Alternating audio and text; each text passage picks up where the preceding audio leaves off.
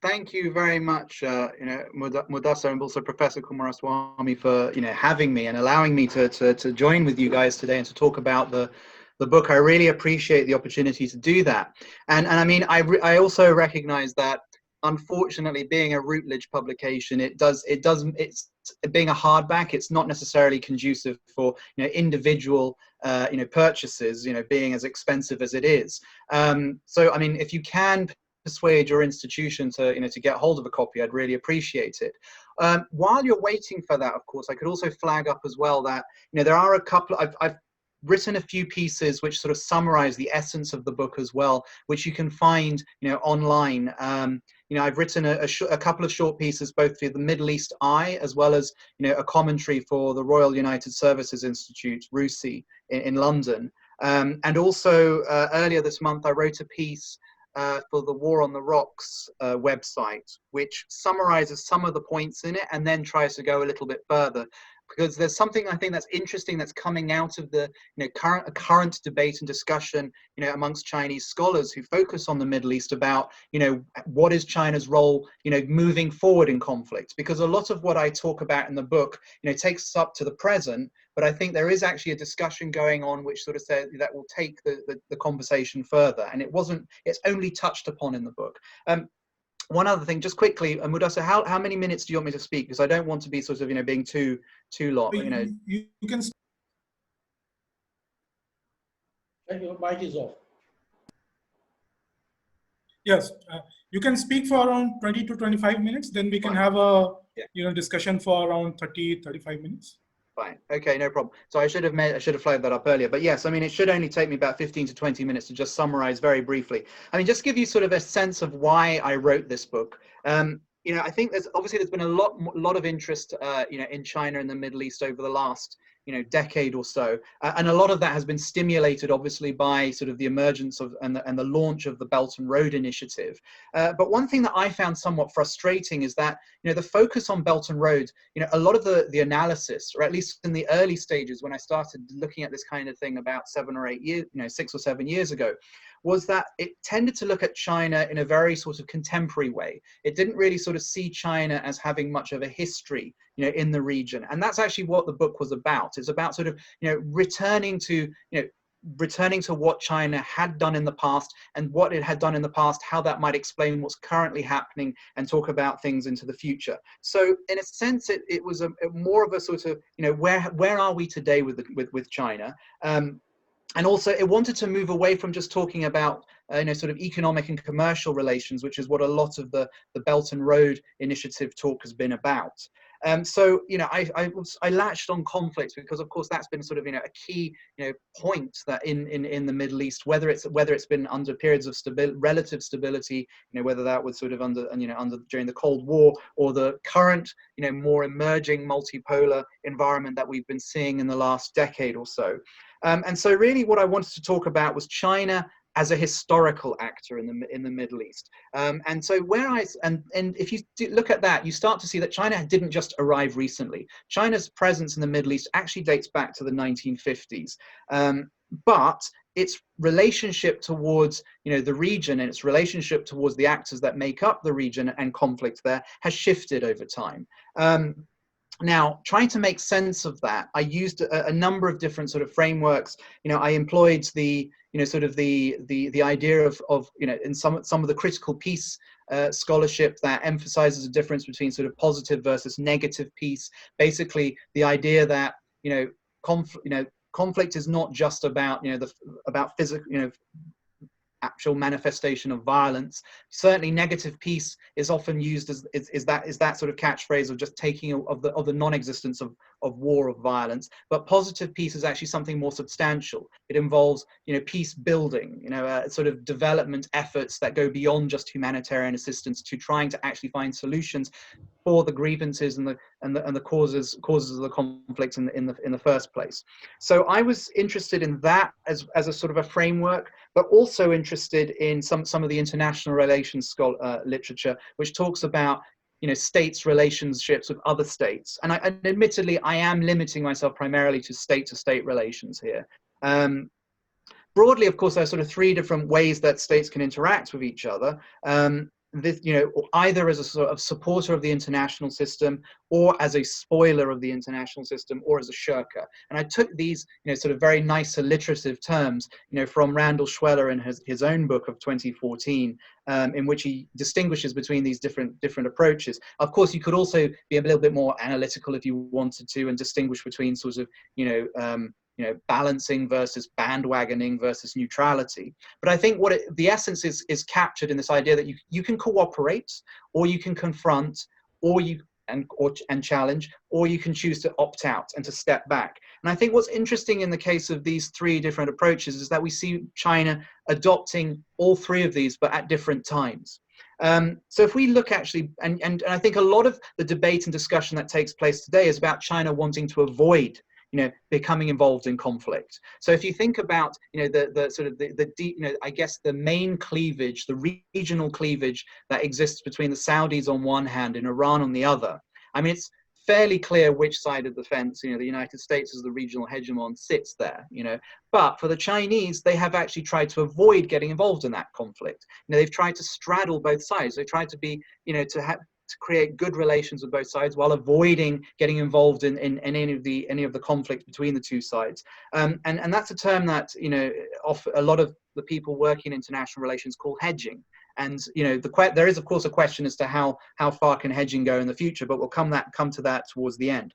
So there is a sense of China as a shirker at the moment, but that wasn't always the case. And I start the book actually, in the wake of the 1967 war, where you have the Peking News, which was an English language paper, propaganda piece of the Communist Party, writing, waxing lyrical about the Palestinian insurgents who, are mounting cross-border raids from Jordan into Israel, and what they find, and they sort of write about, what a great effort on the part of these Palestinian militants to do this, and also they report that they had learned from the Chinese. They had learned from the Chinese experience of People's War, of the Chinese experience of guerrilla war, and you even found one or two of the commanders reading, translated works of Mao's, Mao's own active thoughts about war.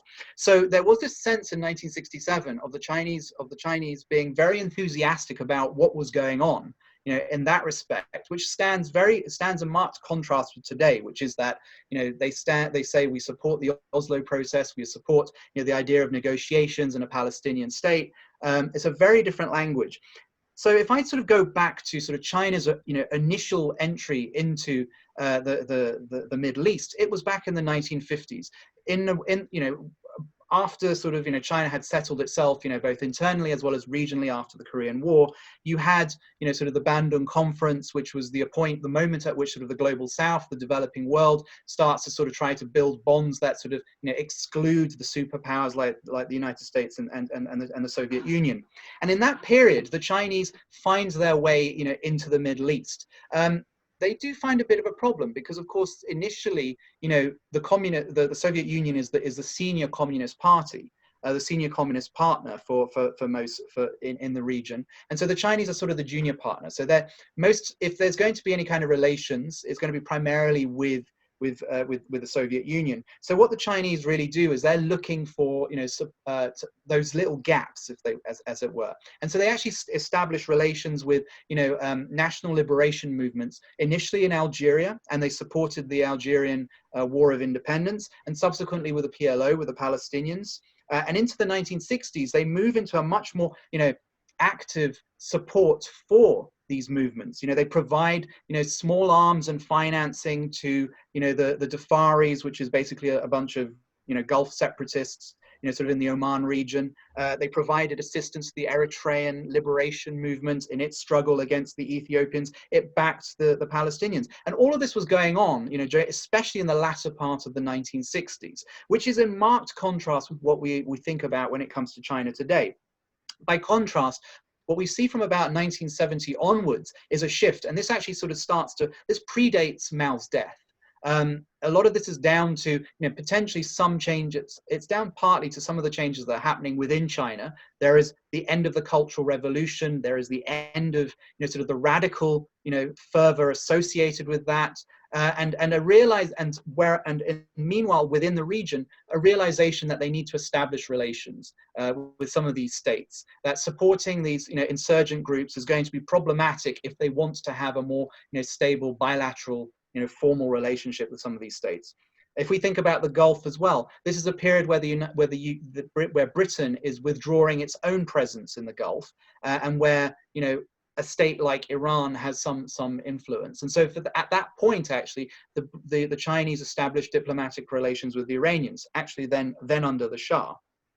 So what you find is this sort of shift from support for insurgents, this spoiler role, if you will, a challenging role to the sort of the established system, towards one that is much more sort of discreet, one that is that seeks to be less disruptive. And especially when Deng Xiaoping takes over the leadership, after a few periods of internal struggle in the late 1970s, there is a recognition and a shift that, whereas before we've had this policy of, confrontation and challenge, now we want to have one that is much more, geared towards, focusing a foreign policy geared towards enhancing Chinese development at home. So what we need is better formal relations with these countries. We need trade relations with these countries. But at this particular point, China is not primarily concerned by energy consumption. Its main sort of point of contact is with the region in terms of trade is actually through arms. And so we see that, during I think the Iran-Iraq war during the 1980s is significant because China becomes, a key provider of a seller of arms to both sides in a way that, was less obvious for other countries. At the same time, there was a rapprochement that took place with the Israelis.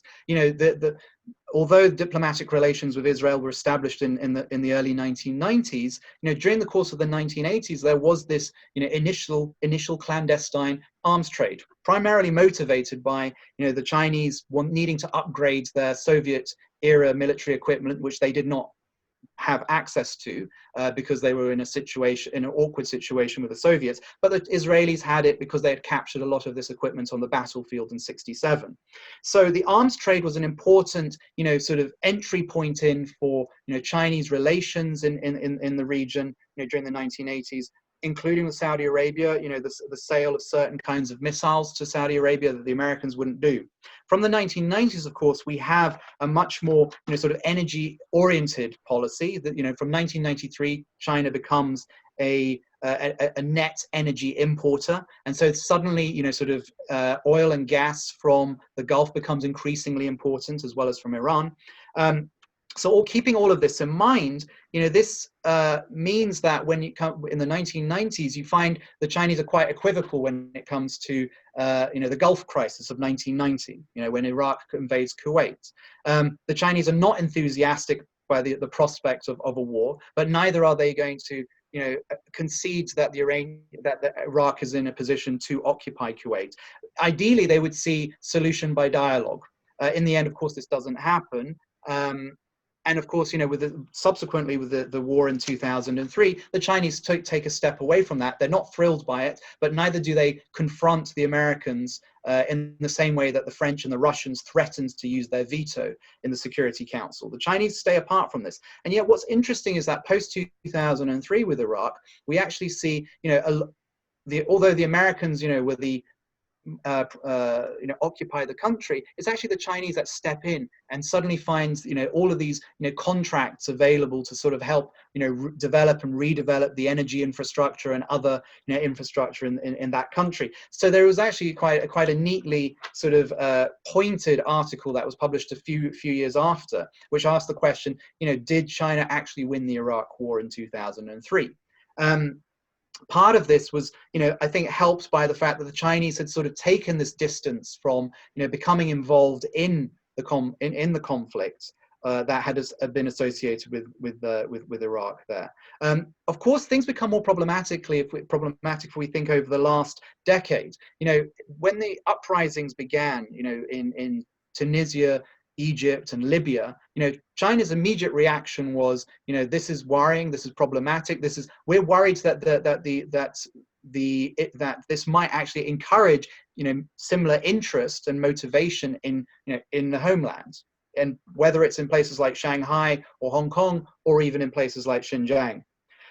So what you find is that China becomes much more sort of geared towards, regional stability, working with regional partners. And of course, this sort of, flows in with the idea of the Belt and Road. I'm sure that people will maybe want to talk more specifically about some of the specific conflicts that took place. Although I'm just trying to give you a broad overview of sort of, Chinese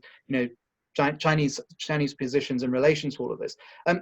Thinking about, sort of China's approach to conflict more generally, more recently, as I flagged up, China's approach is primarily to be one to hedge, to avoid getting sort of tied up in conflicts, or having to take a position, too overtly a position.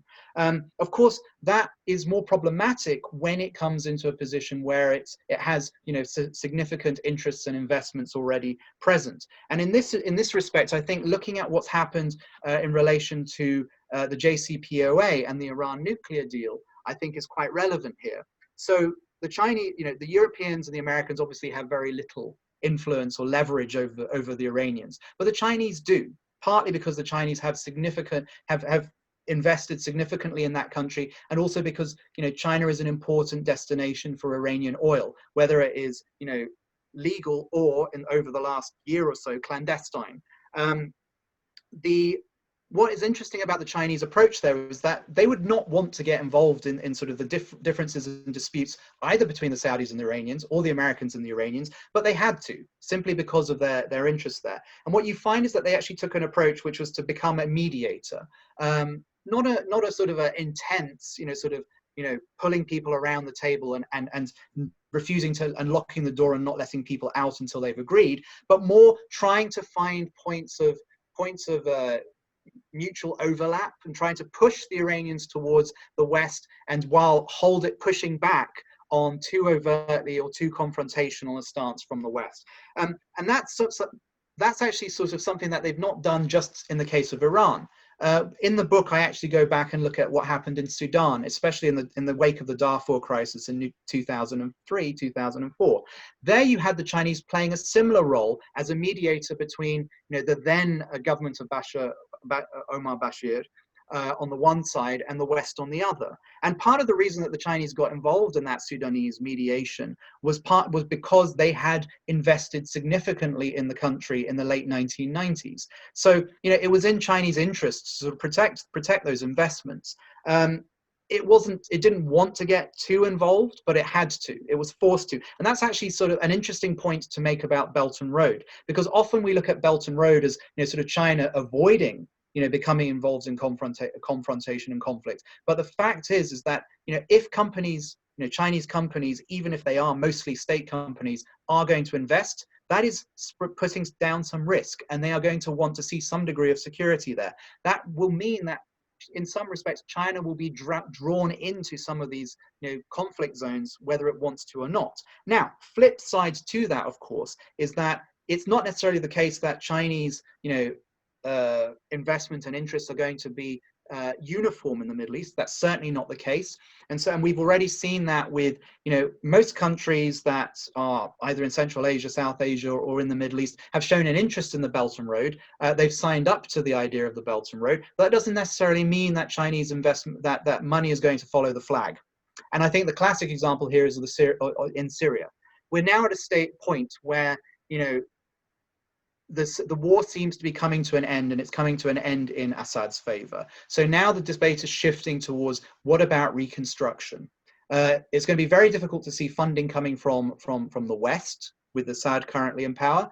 The Russians and the Iranians, who are Assad's allies, do not have the resources to be able to provide sufficient reconstruction funds there, partly because of sanctions on both. So there is a question is, will the Chinese step into all of this? And certainly the Syrian regime has been very enthusiastic in trying to play up its relationship with China. It's made the point that, during the course of the war, the Chinese never, sort of rejected or challenged or undermined Assad's status. But at the same time, the Chinese have not really said if they're willing to invest. So what you found is these statements made by Assad and his colleague and his government, emphasizing wanting to encourage Chinese investment, but not necessarily, Chinese investment being forthcoming. That actually, of course, is beneficial for the Chinese because it plays up. It adds prestige and luster to them. It makes them look better, even if they don't necessarily have to put any money down there. So the case of the Syrian war, I think, is quite interesting in this respect. The Chinese did not really take, much of an involvement there. And if we also want to sort of touch upon briefly, I guess, the involvement of, groups like ISIS / the Islamic State, this was a problem for the Chinese. They did provide some assistance behind the scenes. We don't know how much, but in terms of logistics, in terms of sort of guidance and assistance, there was a willingness to do that, but never to do it in partnership with other countries, like, for example, the Western countries. It did it on its own terms, and then you can actually see that it's done similar sort of things, elsewhere. So if you think about the Horn of Africa, for example, during the period of the high point of the piracy, the period of piracy that was happening around the Somali coast, you found China sending warships to take part in these security measures to rid the area of pirates. The Europeans had their ships there, as part of the Atalanta initiative. The Koreans sent support primarily with other Western powers, but the Chinese operated in parallel. And I think that's pretty much what we're going to see happening, when it comes to China's approach towards conflict, both within the Middle East as well as more generally. It's going to do it, but on its own terms. And this is a point that I raised in I flag up at the very end of the book, but also sort of go into a little bit more detail in the War on the Rocks article that I mentioned at the outset. There's an interesting debate about sort of, can China actually make a difference in terms of, post-conflict situations? China has broadly tried to avoid getting involved in any kind of conflict dispute or conflict resolution, but increasingly there is a debate. It's an unofficial one going on amongst some Chinese scholars and some of China's ex-Middle East envoys about, does China have a role to play in reconstruction? And this is coming about in a concept called peace through development, or development for peace, in which China sort of sees, Belt and Road and other types of, bilateral interaction with regional governments as a way to try and find a solution, as a way to try and mediate conflict or resolve conflict. Of course, there is a problem with this because, given that China's relationships are primarily bilateral, they're primarily done state to state rather than people to people. This limits the ability to be able to interact with beyond the state, and this is problematic in the case of Syria. There is a sense that can there be any kind of meaningful reconstruction or resolution to the conflicts that have emerged in that war if Assad remains in power? If there is no sort of meaningful transition, meaningful justice for victims of the war, and the Chinese don't seem to have made any kind of statements about that. Instead, the Chinese approach has been, reconstruction, rebuilding infrastructure, building public services, hospitals, schools, transport. This will provide the basis for society to be able to, move forward, but no discussion as to how to actually resolve some of the problems that happen that are still existing within society there. But it's something that I think that's an area for further debate and discussion. So I think I'll just leave it there to basically summarize the points that I've made. China has shifted from having been an active supporter of conflict, back in the 1950s and in the 1960s, towards one that is much more, wary of it. But also the question is now that of, what is China as a post-conflict actor as much as a conflict actor? So thank you again for giving me the time to talk, and I hope we can have a fruitful discussion.